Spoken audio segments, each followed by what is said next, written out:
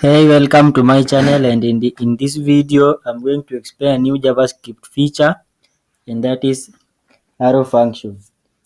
And we don't need to name a function, especially when passing a function as an argument to another function. And in such a case, we'll need to use arrow function. And the main reason why we don't name these functions is because we do not reuse them anywhere else. So in such a case, arrow function is a very important feature. And to start, I'll have a function. I'll write a function, for example, any function, like a function that multiplies two numbers, or a function that multiplies a number by two, and then we see how we can do the same thing using an arrow function. So let's have a function. So let's name it my func. So it takes an argument, for example, item, and our function will return item multiplied by 2.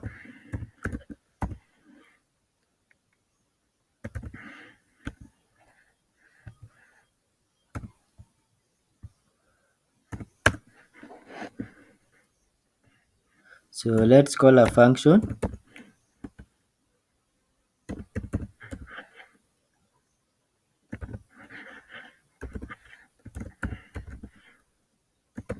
and have our item to be 2, for example. So we'll have 4, and if our item is 4, we'll have 8. So let's see how we can write this function using an arrow function. So I'll have to comment this.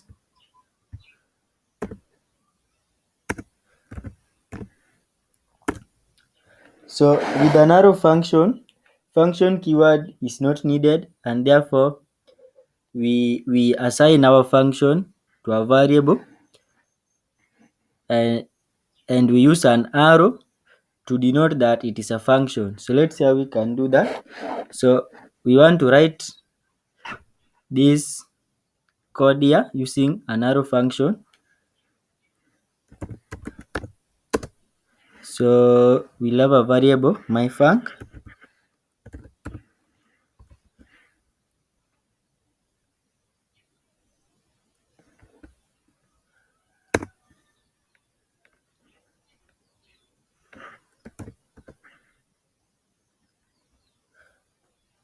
so we pass in an argument.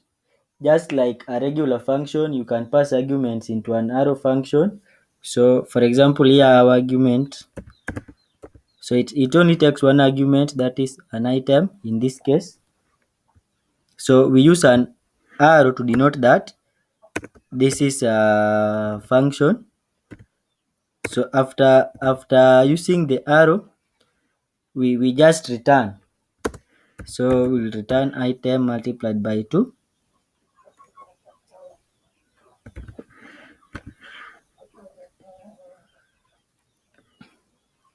So let's call this and see. So console.log.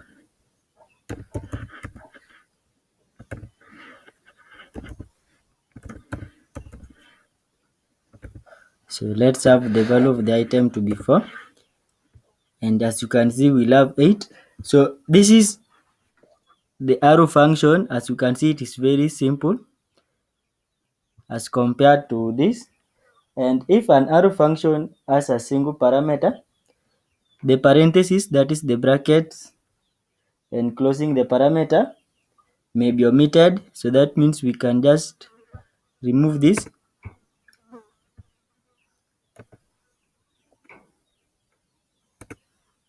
Because we are having a single parameter item, so we'll not have an error. So JavaScript allow us to do this using an arrow function.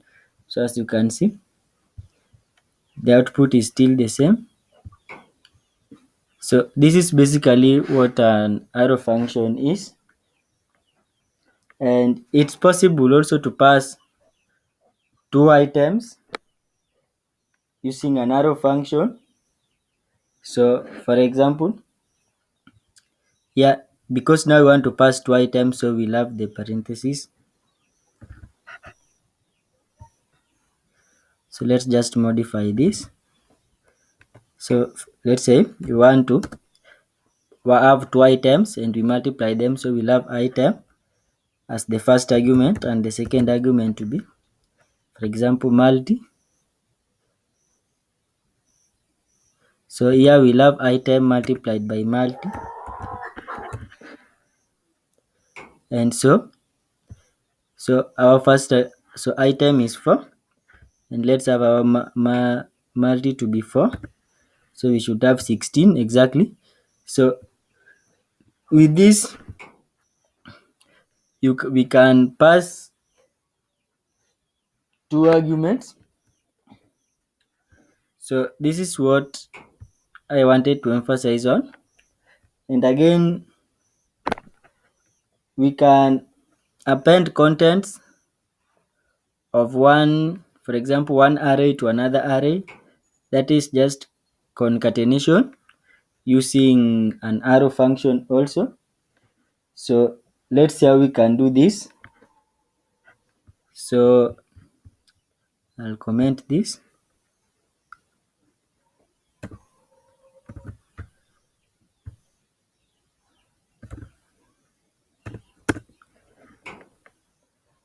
So let's have arrow function, for example, my concat, because we want to concatenate. So just the way we did that one.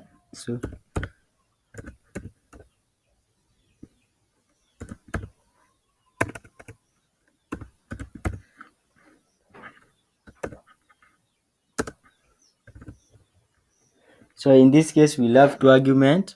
So let's say array 1 and array 2. So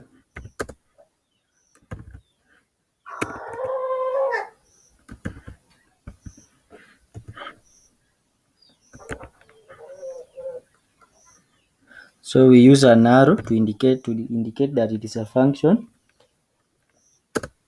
So let's have the function block. So we can enable strict mode.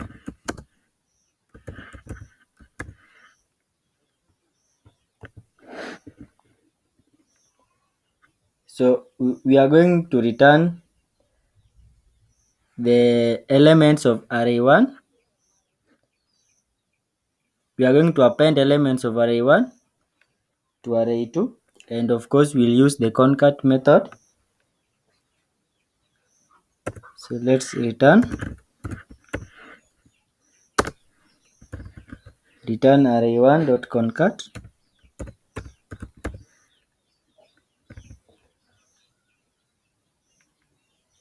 array 2.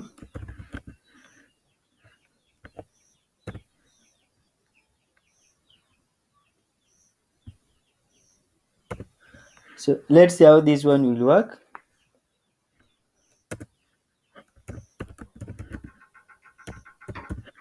So console.log my concat,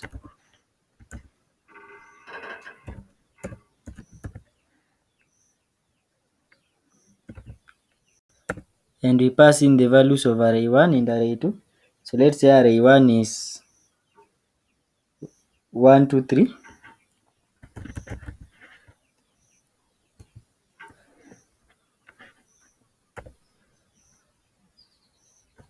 And the values of array 2 is 4, 5, 6.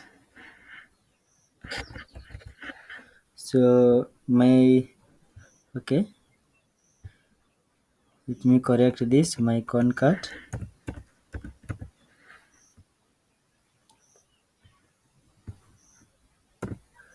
So you can see we are having the output 1, 2, 3, 4, 5.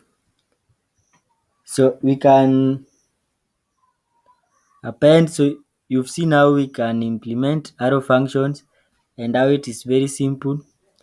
And thank you very much. Be sure to like, and subscribe and turn on the notifications for more similar videos that I'll upload on Saturday. Thank you.